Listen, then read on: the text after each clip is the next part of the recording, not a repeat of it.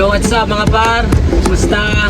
Pasensya na, ngayon lang ulit nakapag-vlog pare. Medyo busy lang mga par at medyo may mga problema lang din dumating. Naisipan ko lang mag-vlog ngayon mga par. Tagal-tagal kasi tayong walang vlog. So, ano pala ngayon?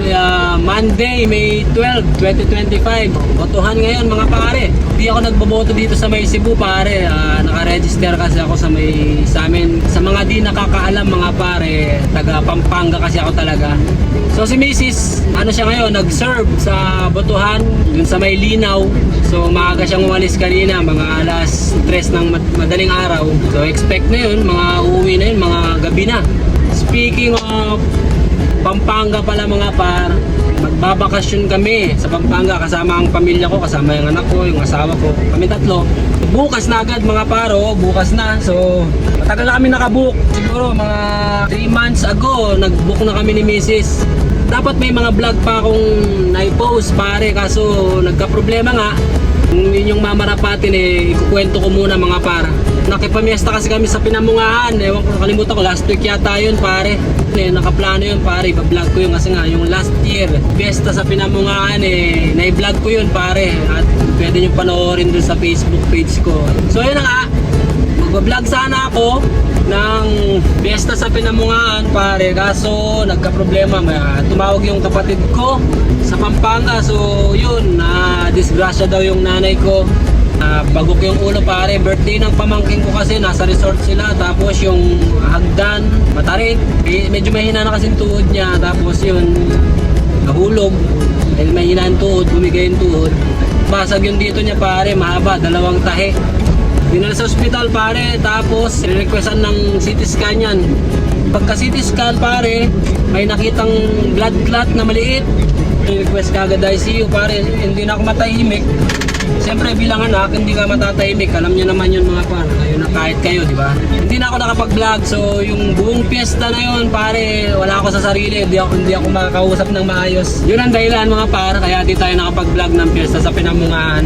Pero ang importante ngayon is nakalabas na ng ICU yung nanay ko at nagpapagaling na siya. Salamat sa Panginoon dahil di siya pinabayaan. Okay na siya pare, nagpapagaling na lang talaga siya ngayon. Pero hindi dyan nagtatapos mga par. Katapos ng piyesta, mga after 3 days siguro yan mga par, o 4 days. Ako naman ang isinugod sa emergency dito sa May Talisay pare. Sobrang sakit ng tiyan ko pare, di ko alam kung bakit. Gabi yun pare, galing ako trabaho. Pagka uwi ko ng bahay, direkta ka agad sa ospital. Dating sa ospital, siyempre maraming test muna bago pero nagpalagay muna ako ng pain reliever pare, kasi hindi ko talaga kaya. Kung alam mga pinaggagawa ko. Sa totoo lang mga par, nagbe-blur talaga yung paningin ko sa sobrang sakit at hina na yung katawan ko sa sobrang sakit Tapos re-requestan ako ng ultrasound. Pagkatapos ng ultrasound, rekta kagad sa doktor, pinabasa namin yung ultrasound at doon, boom pare. Kita yung ultrasound ko, meron akong gallstone pare, kaya pala sobrang sakit ng tiyan ko. Kaya kung nakita nyo mga par, nangayayat ako, di ba? Hindi ako nakakakain ng maayos talaga kasi nga kapag napupuno yung tiyan ko, bumabalik yung sakit ng tiyan ko. Kaya hindi na ako masyadong nagkakakain. Ayan, mabilis kong pumayat. Ang advice ng doktor talaga is tanggalin yung bladder ko kasi nga masyado nang malaki yung stone. May mga maliliit, may mga part na maliliit makukuha sa gamot, pero yung isa hindi na talaga siya makukuha sa gamot. 2 doktor na yung pinuntahan namin. Advice talaga is magpa-opera. Paano ako magpapa-opera mga pare? Kabuk na kami ng flight sa Pampanga. So ang naisip namin na paraan ni Mrs., doon ako magpapa-opera sa Pampanga. Total, may kakilala naman na doktor yung kapatid ko, nagtatrabaho sa ospital. So nakaka-menos naman. Sa totoo lang mga par, matagal ko na itong nararamdaman yung tiyan ko. Siguro mga 6 months ago pare, unang sumakit yung tiyan ko, pero natotolerate ko. Kala ko simpleng acid lang. Nararamdaman ko is mapait yung laway ko, tapos nagsusuka ako ng maasim. Sasakit siya, kumakalat siya. Ang pinaka-main dito talaga sa ilalim ng ribs, dito right ng tiyan, sa may taas. Sa isip ko kagad na acid.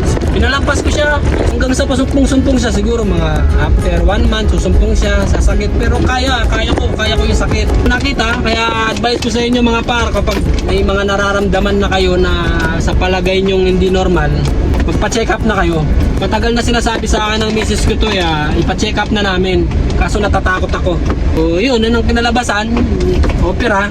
Tigas ang ulo ko. Huwag kayong magdalawang isip mga par na magpa-check up lagi kapag may nararamdaman na kayo na hindi normal, kasi nga para maagapan pa, di ba? Hindi na umantong sa ganito na opera ka pa. Kung nagpa-check up ako, siguro maliit pa yung bato na yon, kaya pa sa gamot. Imbis na bakasyon yung mangyayari pare, bakasyon sa ospital ang mangyayari sa amin dalawa. Sa amin dalawa ni Mrs. So tignan natin mangyayari mga par. So balikan ko kayo. Alright mga par, nandito na ako sa bahay ngayon. Nasabi ko nga kanina mga par, uuwi kami ng Pampanga bukas. Si Mrs. nandun pa rin sa Linaw. Saan ginagawa yung butuhan pare sa Linaw Elementary School. Mamaya pa sigurong gabi yun. Naka-impake na din kami. Ayun, napapakita ko sa inyo. Ano yung mga gamit namin mga par. So dadalhin na lang namin mamaya. Alas 6 ng umaga yung flight namin, tapos mga alas 3 siguro kami ng madaling araw aalis dito mga par. So walang tulog si Mrs. Konti lang ang pahinga.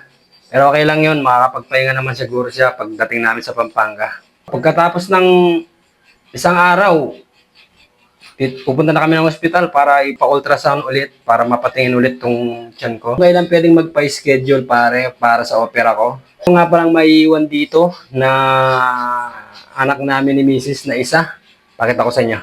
Ayan o, si Cookie, yung baby namin na isa. So, kung mapapansin nyo, malaki yung tiyan niya. Tis kasi ito ngayon. At na-tiyempo pa ngayon na mga anak siya pag alis namin. Eh, wala na kami magagawa dahil nakapag na yung flight namin. Pinabili na lang namin siya dun sa kapatid ni Mrs. Kumpleto naman yung mga gamit niya sa panganganak. Update na lang siya. Malapit na to kasi 2 months na sa 18 ngayong May 18, 2 months na siya. Eh, sabi dun sa mga 60 to 63 days mga anak na sila. So, ang laki niya, ang laki ng tiyan niya. Siguro mga 4 yung anak nito, 5. Sana mabuhay lahat, di ba? Alright mga par, so hanggang dito na lang muna yung vlog na to. Ilalagay ko sa ibang vlog siguro yung pag-uwi namin bukas. Sa ibang vlog nyo na makikita yon mga par. Salamat sa inyo, salamat sa mga nanonood mga pare. Please like, share, and subscribe pare. Adios!